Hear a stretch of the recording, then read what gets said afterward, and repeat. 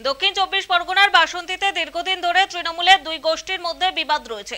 যুব তৃণমূল নেতা গফর মোল্লার সঙ্গে মাদা তৃণমূল নেতা হায়দার নাইয়ার অনুগামীদের মধ্যে বিবাদ রয়েছে। আর সেই বিবাদের কারণে হায়দার নাইয়ার অনুগামী আনিসুল লস্কর এবং তার পরিবারের সদস্যদের বেধড়ক মারধর করে গফর মোল্লার অনুগামীরা। ঘটনা অন্তত 5 জন জখম হয়েছেন। বৃহস্পতিবার রাতে বাসন্তী থানার অন্তর্গত 7 নম্বর কুমড়োখালী গ্রামে ঘটনাটি ঘটে। এই ঘটনাকে কেন্দ্র করে এলাকায় উত্তেজনা ছড়ায়। বাসন্তী থানার পুলিশ ঘটনাস্থলে গিয়ে পরিস্থিতি সামাল দেয়। আক্রান্ত আনিসুল লস্কর এবং তার পরিবারের সদস্যদের অভিযোগ, তারা হায়দার নাইয়ার সঙ্গে দল করে বলে দীর্ঘদিন ধরেই তাদের ওপর রাগ অপর গোষ্ঠীর। এমনকি গ্রামের সাধারণ চলাচলের জন্য কংক্রিটের রাস্তা তৈরি হলো, সেই রাস্তাতে আনিসুরদের চলাচল বারণ ছিল। বাধ্য হয়ে মাটির রাস্তায় চলাচল করতেন তারা।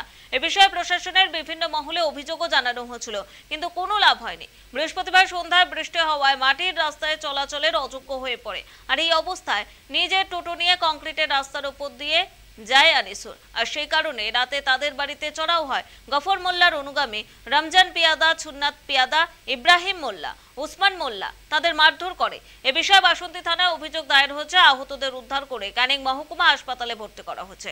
অভিযোগের ভিত্তিতে ঘটনা তদন্ত শুরু করেছে পুলিশ, যদিও গফর মোল্লা এই অভিযোগ অস্বীকার করেছেন।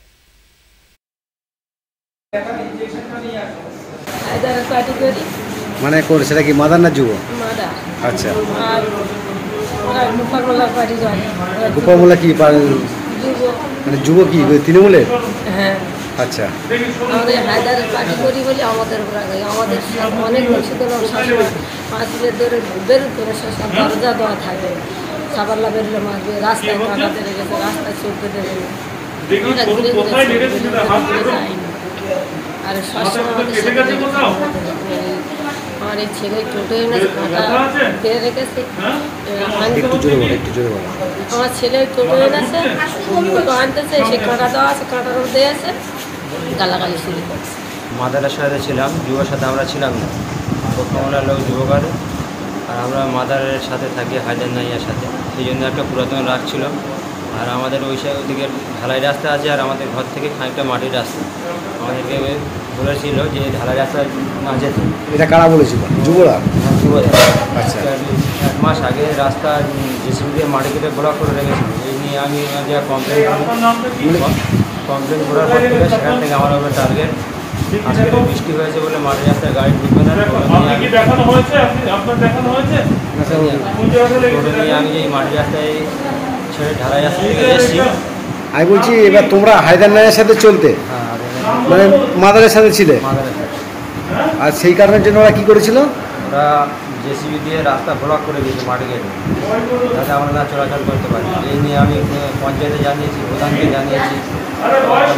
কাজ হচ্ছে না। কতদিন আগে জানিয়েছিলেন? ওই 1 মাস ধরে জানাচ্ছিলাম। আচ্ছা, তারপরে আমি এটা নিয়ে আমাদের মাননীয় এমপি প্রতিমা মণ্ডলের কাছে ফোন করেছিলাম। উনি বলেছিলেন যে বিষয়টা আমি দেখছি। এই করতে করতে বাড়িতে থানাকেও জানিয়েছি, ক্যাম্পেও জানিয়েছি। আচ্ছা, এই করতে করতে 27 দিন পরে যখন মাননীয় এমপির কাছে যোগাযোগ করি, তার 2 দিন পরে 29 দিন পরে মাটিটা তুলে নিয়েছি। আচ্ছা, এই কমপ্লেনগুলো করার পর থেকে আমার উপরে ভীষণ ক্ষোভ।